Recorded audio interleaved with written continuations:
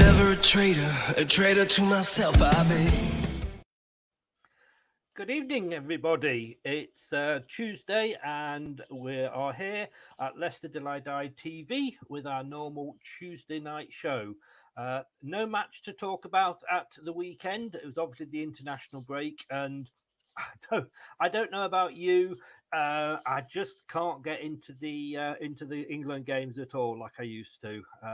So bring back Leicester, which of course we are doing at the weekend.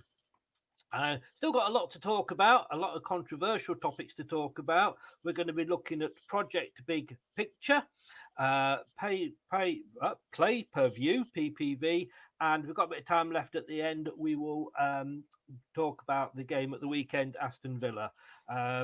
First of all, good evening to Matthew. If you are watching, you haven't signed into StreamYard. I've only got one laptop working at the moment, so I can't see, unless like Matthew there you signed in, I can't see who you are. So either sign in with your name or just stick your name at the end of your comment, and I don't think of you as a Facebook, you just as Facebook user. Anyway, let's get going. Let's introduce my Tuesday chum and say good evening, Craig. Good evening, Chris. Looking resplendent again as always.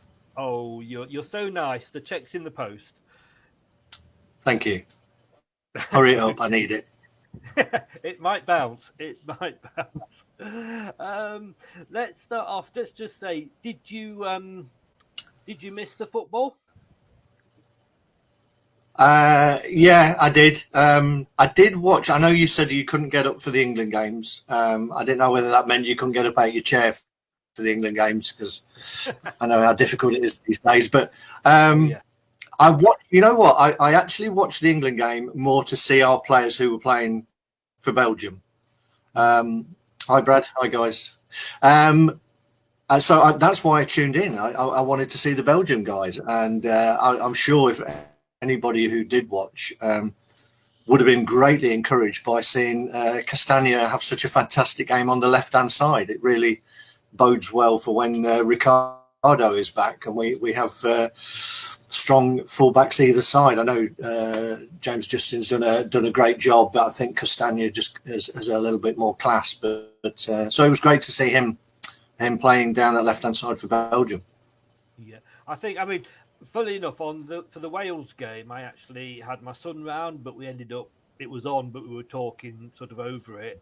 And again, for the Belgium game, it was on, but I was doing other things, you know. I think I just, when it gets to a big tournament, yeah, I'm there, you know. It was all the, I don't know. To be fair, Chris, I think during the game, Marcus Rashford was doing other things, because I'm not sure he really contributed, but that's another matter. You'll know that better than me. We're looking, is Prayat fit? Facebook user. Like I said, guys, if you're on Facebook and you haven't signed into StreamYard, right there, you come up as Facebook user. If you don't want to sign in, just stick your name at the end so we can give you a shout out. I believe he's still injured. We'll be looking at injuries later. And a good evening to Luke. Well, let's get on to the first controversial topic. I'm sure, and we want to hear your views, guys, that are watching in on this as well. Not just Craig and me. Make a comment, and I'll pop it up like I did there. But I want to keep calling it Project Big Brother, and it does feel that way a little bit. But of course, it's Project Big Picture. You know, it's changing the face of football. I don't know where to go with this, to be honest with you, because it's just going to cut teams like Leicester out, is it not? As I said briefly before we went on air, Chris, to me this is Project Hostage. It's the big boys creating a ransom demand almost for the rest of the Football League who don't have the money and who are in dire straits. It's like standing over someone in a hospital and saying, you know, I've got the drug here that can cure you, but unless you give me the rights to the rest of your life, we're not going to give it to you. I think it's horrendous, to be honest, in short. And let's face it, this wasn't a plan that was drawn up by any just Tom, Dick, and Harry. People who are just Twitter warriors. This is two clubs, the richest clubs that we've probably got in the Premier League, two of the richest clubs in the world, and Rick Parry, who supposedly speaks for the Football League, who didn't bother to have a chat with anybody before he went behind their backs, and was also, if I'm correct in thinking, was previously like chief executive of Liverpool. And they've come up with this plan, which will actually take away the voting rights of half of the Premier League. I think it's absolutely disgraceful, and all they're trying to do is just gain power. That's it. It's a power game. I mean, I know they've had this big meeting today with the league clubs, who are, let's face it, to be honest with you, I can understand it from their point of view. They're not going to say no because it gives them 250 million.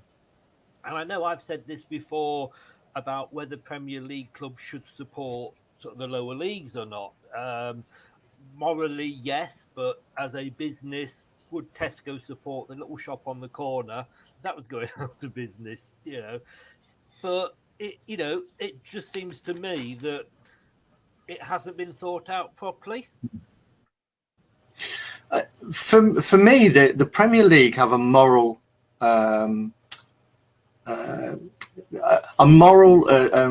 requirement to help out the rest of the Football League.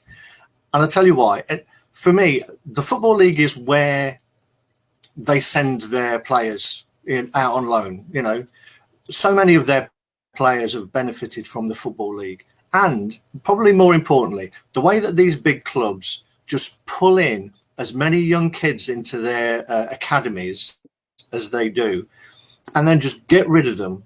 How many kids actually come through all the way through and make it?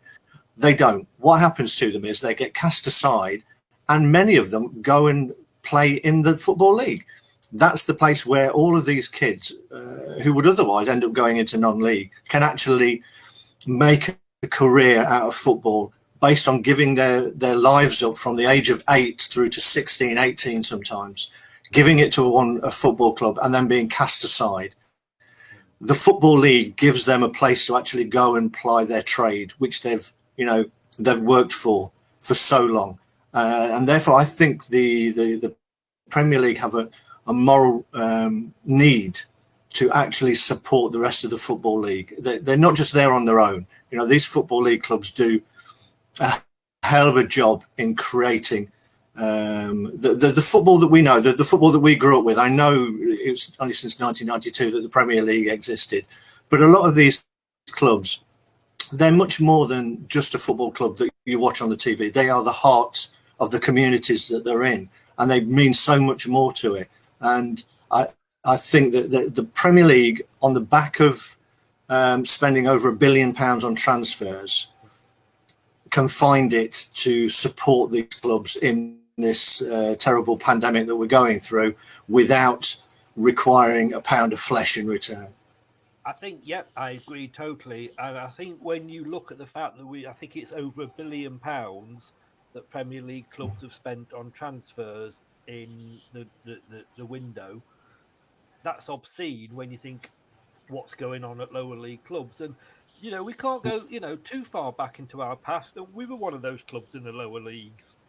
If this had all been happening when we were in League One, we wouldn't have a chance probably of getting where we are now.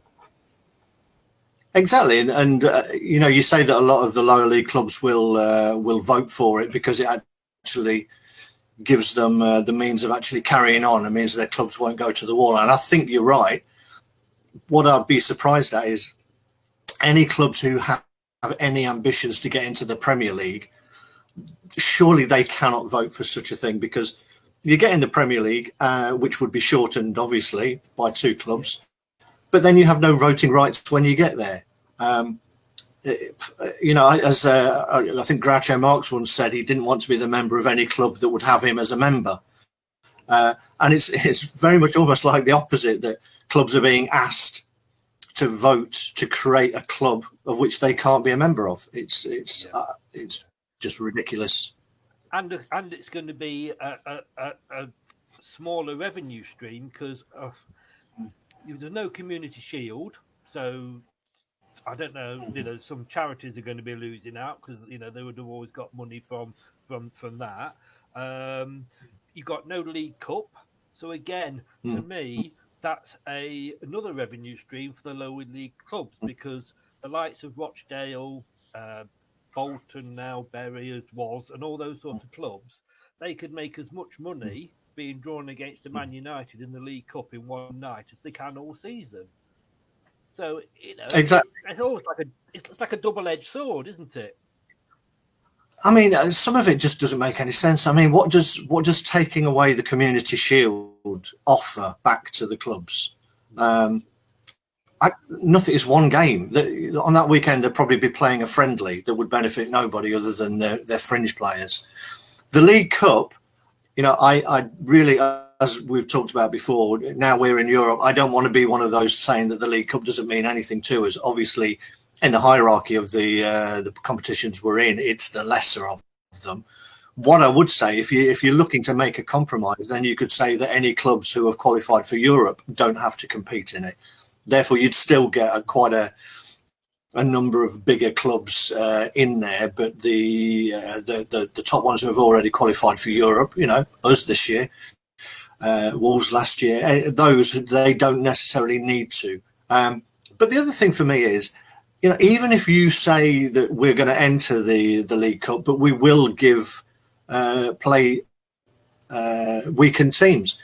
Those weakened teams are players that are in your squad. They are players who are on your books that you're paying, to play for you. Now, I don't understand what the big deal is, whether one of the managers, Jurgen Klopp, doesn't want to go to Bury on a Tuesday night or whatever.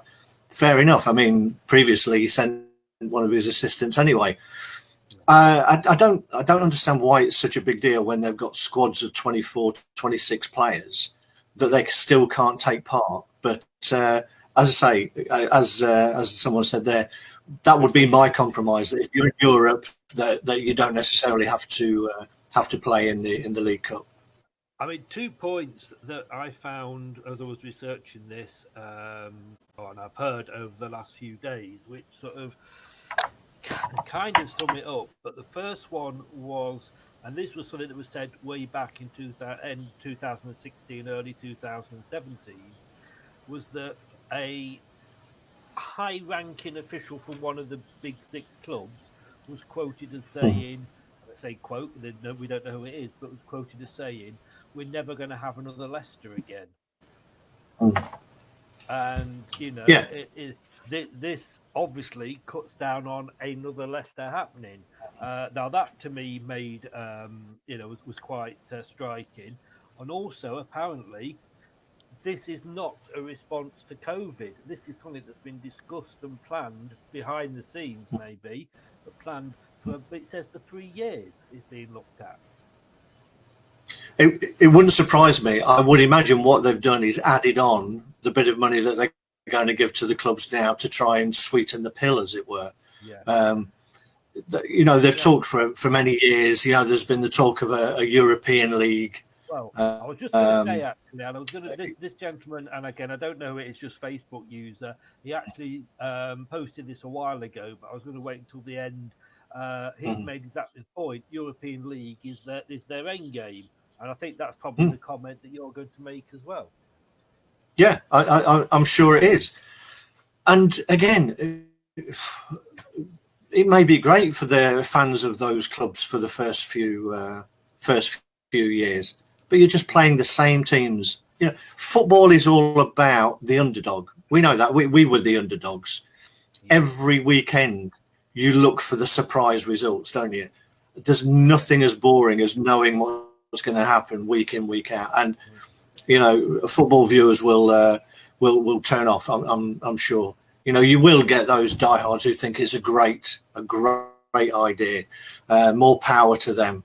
But I would imagine, and sorry if I'm just painting everybody with the same brush. I would imagine it's the post-Premier League fans who think that way. Who have grown up with this so-called Big Six. It was very interesting. Earlier, I was listening to Talk Sport, on the way back home after work, and Adrian Durham, who I rarely agree with, I must admit, was really having a go at what this top six was. Who made this idea of what the top six is?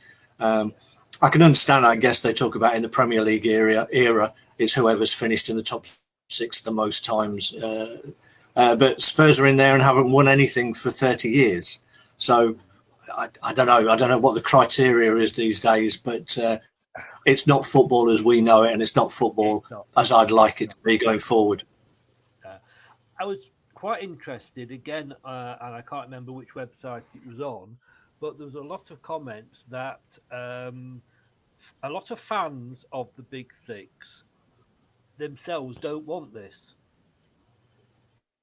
Good. You know, I'm very pleased. I would like to think that most of our fans, if we were one of the extra three, which I don't know, they'd probably get to wear a badge because they've got no real power. So I don't see the point of them, to be honest. These extra three, I think it's Everton, Southampton, and West Ham as it stands. yeah. If we were one of those three, I would hope that most of our fans would vote against it as well, because we know the struggle that we go through. And that's what being a supporter of a club is all about, the highs and lows.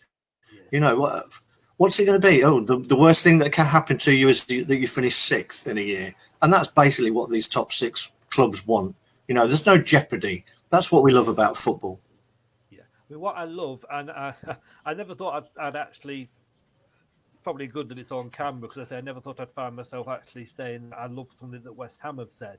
But West Ham have actually, and they're going to be one of the Big Six, have actually come out against it. They've said straight away they're not in favour of it. Like you just said then, you know, they're one of the Big Six. But again, somebody, and I don't know who it is here, has made the comment: what happens if Southampton or West Ham get relegated? Because they've got to vote with the Big Six, and Southampton and West Ham. You know, Southampton have been down there a few seasons struggling. West Ham 8 years ago were in the Premier League. I did see something. I did see something. I think the next, so if Southampton or West Ham or Everton or any of them were kicked out or, you know, got relegated, I think I read that the next in line is Crystal Palace and then it's us. So they would take over the voting, right, as the extra three, as it were. Yeah, and I'm not saying that you necessarily know the answer to this, but there's a sort of rhetorical question. Let's say, for example, we were next in line. Southampton got relegated. We were next in line, so we suddenly got that vote. But then Southampton came straight back up. Do we then lose the vote and it goes back to Southampton? You know, it's ridiculous. So the connection's going a little bit, Chris. Right. Yeah, you're sort of freezing on me at the moment. There's a comment. You've never looked so good. Facebook there. It's just a power grab by the so-called Big Six. Don't agree with it. Should never be down to six clubs and fill up with the end of the game as we know and love. You've got to agree, and I don't know who that is. Thank you for the comment. You just come up as Facebook user, but sums it up, doesn't it? Well, we won't know because Craig's frozen on me again. So yeah, it is scary. I don't agree with it, and I can't see it getting passed in its present form. I think it's just going to be a case of the opening salvo, if you like, and it's going to go back and come forward, and negotiations will go on. But I certainly hope that it doesn't go ahead, and I think sort of most of you agree with me there. And let's just see if there's some more comments here. I mean, going back to this one, I know somebody said here, Brad, more like Project Rich Kids. I think I put that up before. Yes, it is. It literally, we've had these stories before where you hear about the Big Six wanting to take over, and somebody said European League, that's what it's going to be, that's where it's going to end up, and we it is the end of football. We look at Bury and think, well, that will never happen with us, and yet who knows what this could lead to. I think we might have Craig back, so let's just have a look. Craig, hello, you're back. Yes, sorry about that. I was kidnapped by Rick Parry. He didn't like what you were saying. But Rick Parry, he was one of the, he was there at the start of the Premier League, wasn't he? He was. He's been there for the whole period in terms of one way or another. He was on the Premier League, and then he went to the EFL. Yeah. Again, he just likes the power, I think, and then this is almost his way of getting back in. I think some obviously touched on the fact that the European League was the end game on this as well. I think the other thing to mention is it wouldn't surprise me if part of the deal is to create this Premier League 2, where so most of the money is concentrated in the top two divisions, and it makes it almost impossible for anybody to climb out of the League 1 and 2 into this newfangled Premier League. I think there's so many things that they're trying to do. The fact that these are the only ones that have been brought forward, I'm sure there's a raft of ideas in the background that they're not willing to tell us. Yeah, Rick Parry is only doing his job for the EFL. I mean, I just said while you were off then, I don't think this is ever going to happen in its current form. I think it's the first shot in an opening salvo. But we've heard for the 10 years that I can think of at least about the big clubs wanting a European league. It always seems to raise its ugly head, and I can see that's the way it's going. But just to finish on that, I think if I actually sort of misquote Star Trek, if we've got any Trekkie fans out there, I think we know that this is football, Jim, but not as we know it. Which is a shame. Right. I think there's a lot of mileage to go into that. But that leads us nicely on to the next topic with COVID and football, which is pay-per-view. Now, I've got a personal grudge on this because I have Sky Sports through Talk who do my TV, so I've got a really good deal with Sky Sports. I watch it all. I know you can get all these sticks and everything to plug in. They don't work where I live, and I just don't get on with them. And I actually have signed up to pay 25 quid a month to get, for 3 months at the moment, to get BT and to get the Europa League games that Leicester are going to be in. And obviously, with that, I got the West Ham game, unfortunately, and I get a few extra Leicester games. Are they Dick Turpin in all but name by now asking fans to pay to watch a game, and the fact that it's 15 quid, not even a tenner? I mean, if it's not one thing, it's another. At the minute, on the back of everything that's been said, all the hyperbole that they're spouting about football isn't the same without the fans. I noticed over the recent weeks, a few footballers, players have been interviewed and asking what it's like to play without fans, and they're all saying that, it's totally different. You can see players lose an edge if you're at home or away. It doesn't make any difference. It's a glorified training game. The fans make the game, and football clubs and players have come out over the past few weeks saying how integral and important fans are to the game. Without fans, there is no game. Let's try and screw them again. I think it's absolutely disgraceful. I can understand maybe on the footballing scheduling, it's difficult to constantly move every game to a different time to show them all. And I think this is probably the way forward anyway, this kind of almost Netflix of the Premier League. But a fiver is enough, surely. Well, this was the other thing, because I also have Now TV, and when I don't have the Sky's package, you can buy a Now TV Day Pass, or you used to be able to, for $9.99. And that would give you all 7 sports channels. So if there's a Formula One race, at the same time you get that. So you get all 7, like I say, sports channels for the day for $9.99. And they're asking us to pay 14.95 for one match. I'm sorry, I think it's going to drive a lot of fans to the actual illegal sites, He's Goal and First Row and all that on the internet. And as bad as they are, and that they do keep going down, at least they're free. I noted. I saw there was an article today. It was in the Daily Mirror, so not one of the greatest reads, but they managed to put together a little article talking about this vote that went on, and the fact that Leicester were the only club that voted against it. Well done, Leicester, for that. Exactly, and apparently our representative there was Susan Whelan, the chief exec, although they managed to call her Susan Wheeler throughout the whole article, which shows about the journalistic talent there.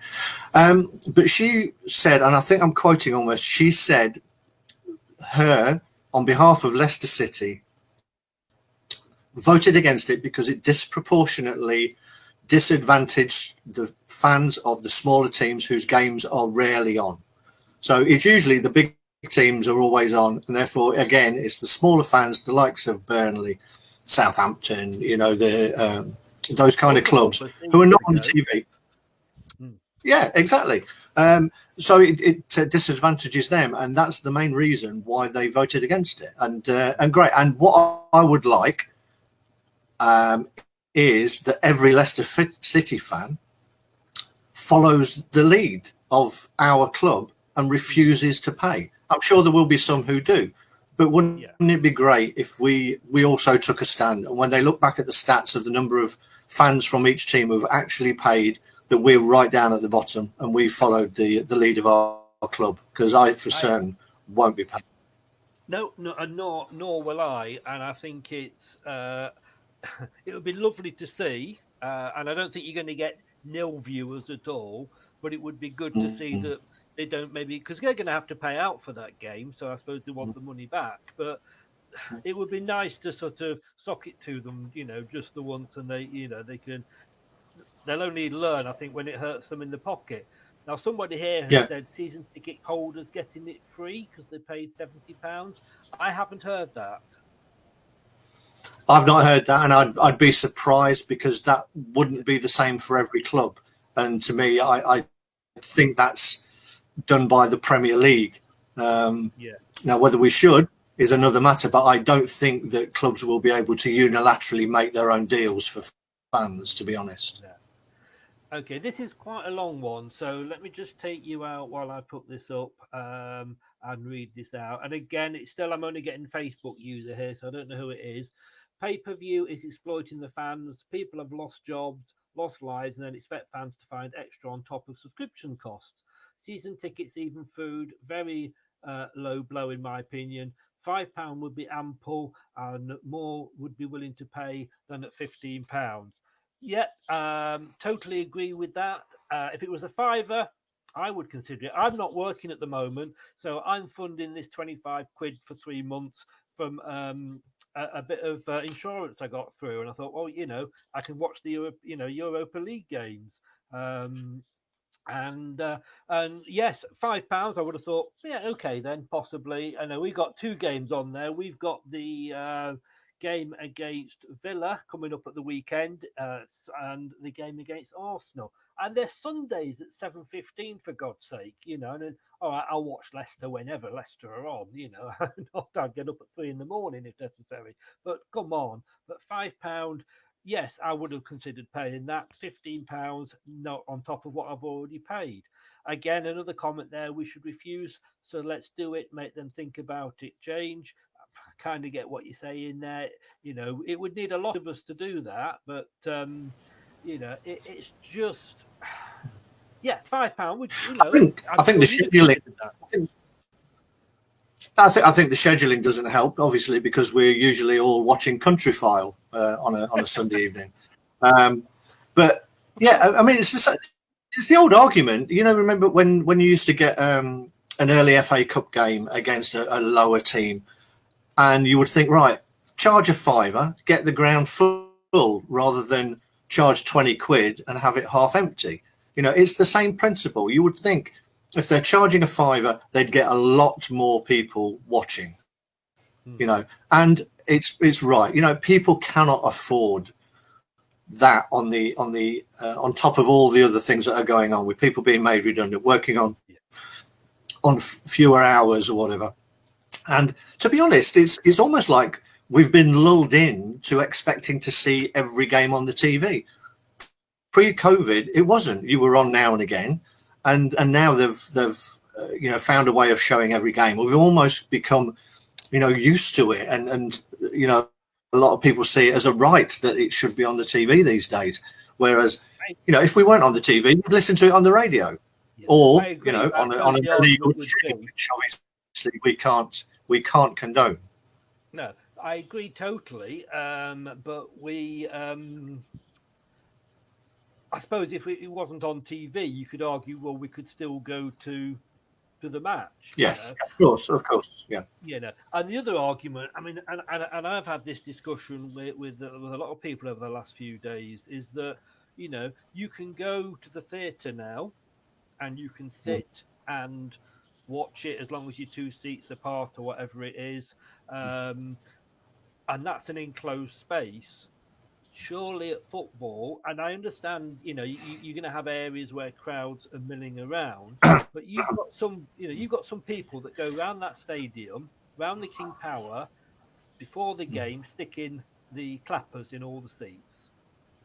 If you do that and you stick it in every third seat, then those are the seats that you have to sit in, and you let a third of the fans in. Then for the next home game, it's the second of the third of the fans. It goes on like that. And you shut down the all the drinks places and the food places, the concourse, which would cut out the milling. I mean, if you can't go 90 minutes and not have a drink, but you could watch your football team. I mean, I don't know, guys. You're all watching. Let us know. Would you give up the chance that you couldn't get a drink pre or at half time, but still be able to watch your team? Would you, Craig?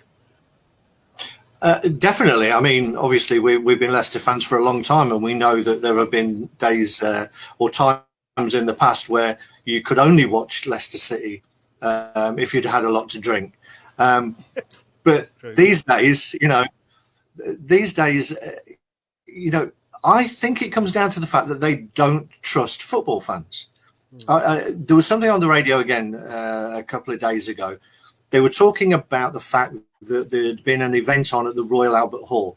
Very much like you said, if you can be in the Royal Albert Hall, why can't you be at a football match? And then somebody came up online to support the view that it was right that the Royal Albert Hall could put on events, but football couldn't. And the reason they gave, and I think this is a widespread view of football fans from those who are not football fans. He said that the third capacity of the Albert Hall was around about 750 people. The example he gave of a third capacity was of the new Spurs Stadium, and he said that would be around 20,000 people. He then went on to say, imagine, what would happen before those 20,000 people all trying to get into the pub before the game. It would be a nightmare. And I think for non-football fans, that's very often the view. They view us as some kind of, hoodlums who can't go to a football match without going to the pub first or having a drink, or that we'll all take our masks off if we're being asked to. I think they just don't trust football fans, and I think that's what it comes down to. I think, let's face it, at these grounds, if you knew that if you went in, because of course the other thing is once you sat down, you'll go and sit with your mate, and you'll all congregate in one part. There's enough cameras around, and if you knew if that's what you did, that you wouldn't be allowed to do it again, you wouldn't make yourself very popular with other fans if it was you that caused that to happen. Luke has just said here, well, they'll just bring this back up again. This guy said he would, and he'd even wear a face mask the whole time. Or be able to watch for 90 minutes without anything to eat, drink, and just get something going home after the match. Stop at drive-through or what have you. Matthew's just said You know, here just they think we're all animals. I suppose that's still the thing. But I was on Friday. I was actually speaking to Antonius from LCFC Hellas fan group over there in Greece, and he made the point, and I didn't realise this, that in Greece for about the last 3 or 4 years, you don't have any away fans. Oh, because of the trouble in the past, there's no away fans allowed. So yeah, again, for us, you have, let's say Leicester Villa on Sunday, you let in 10,000 Leicester fans sit in a park with masks on, no Villa fans. But when we go to play Villa, it's the other way around. There's no Leicester fans. There are little steps they can take, surely, to let us get back to that.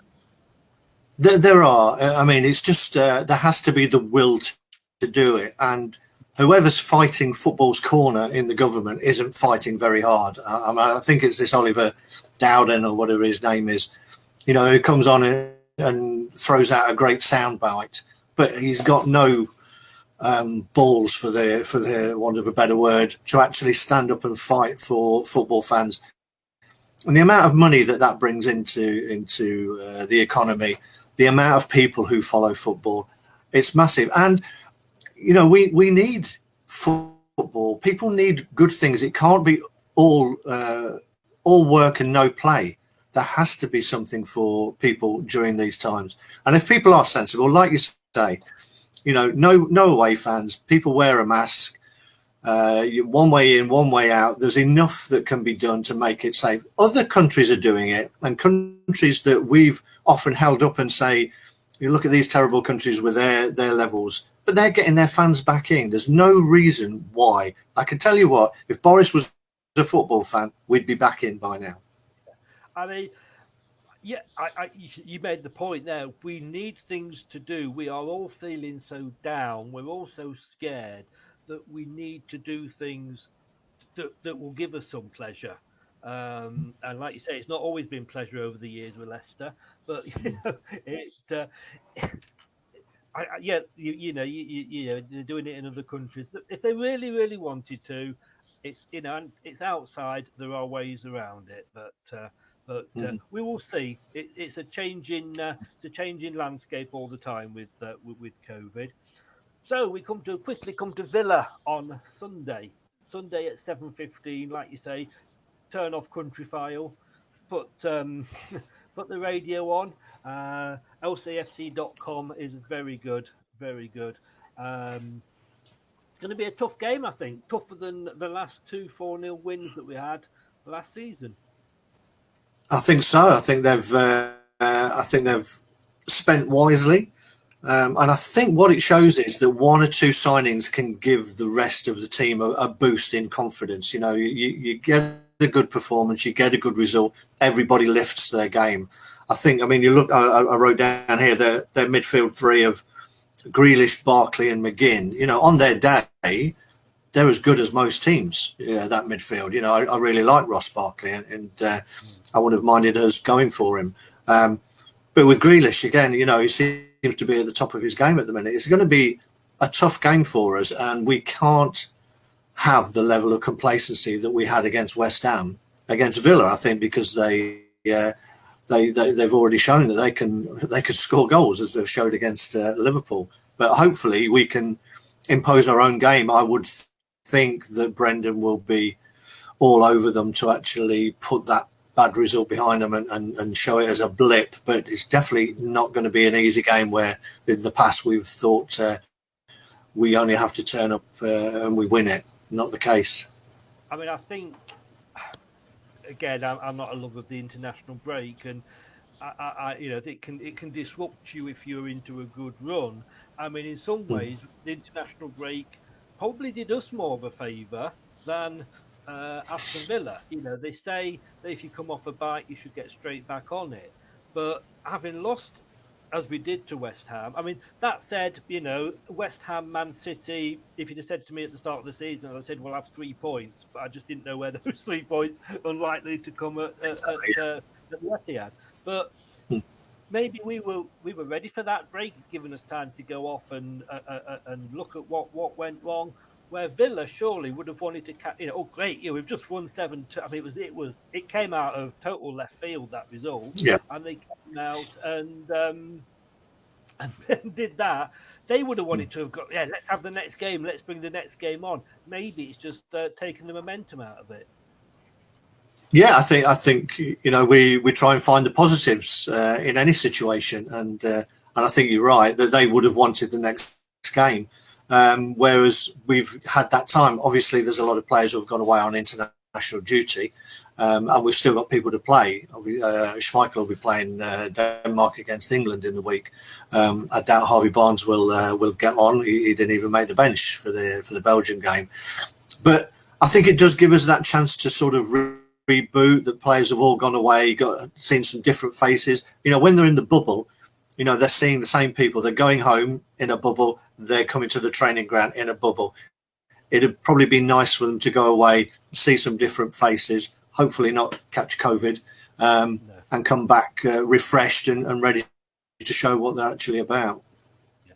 Like I say, I think it's done much more use than Villa, certainly. I say after what they did. I'm hoping ahead to the Europa coming up, and I believe there's the last home game before the anniversary. Yep, I think you could be right there.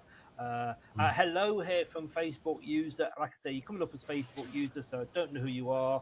Saying hello, so hello back to you. Hello. So just looking at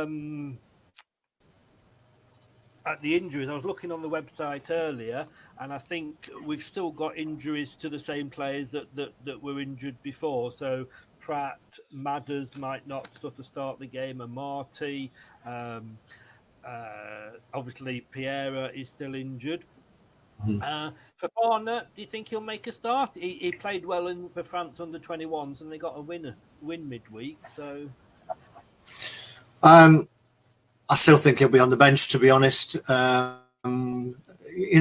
don't know whether he's going to go with the back three again. My instinct is that he will, if everyone is fit. Obviously, I think the surprise was that MADISON didn't play. I think we were all expecting that MADISON would get a game, so it was a bit of a surprise when he was injured for the West Ham game. So he may come back in. It wouldn't surprise me how he shifts that team around with the wide players. I'm not sure, but I don't think he'll start for Fana. I think I don't know whether he's going to save him for the Europa League, but maybe we'll be far enough ahead that he can bring him on for 20 minutes. Yeah, I think we have this conversation. Do you drop Pratt for Maddison just because Maddison is fit again? I don't like that. I think if you've gone in because somebody's injured and you're playing well, that's yours. You can only lose that from playing badly. But Pratt's injured, so maybe we'll see Maddison from the start. Maybe. I mean, I think it was interesting to hear Brendan talk about us missing Pratt, which was probably the first time that we've heard that against West Ham. He said that we missed his guile between the lines, and sometimes it's things that we don't see, or when players are not on the ball, you don't really see. It's how they make themselves available and the spaces that they fill on the pitch. And he said that we sort of lost that. So obviously MADISON has got enough guile about him as well to find space. So if Pratt's not fit, it wouldn't surprise me if MADISON's brought back in. But I like the team that we had, and I wouldn't have brought MADISON back in for Pratt if everybody had been fit, to be honest, because he was playing really well. And I think you can really undermine someone's confidence if they're playing as well as they've played for you since they've been at the club, and then all of a sudden you drop back to the bench. So I'd like to see him back in there. I think he's something a little bit different. I agree totally. Score prediction? Well, I may have to ditch my 3-1, mainly because everything's so unpredictable. Who'd have thought that Villa would be scoring 7 against Liverpool and Spurs 6 against Man United? So I'm obviously tempted with a 6-5.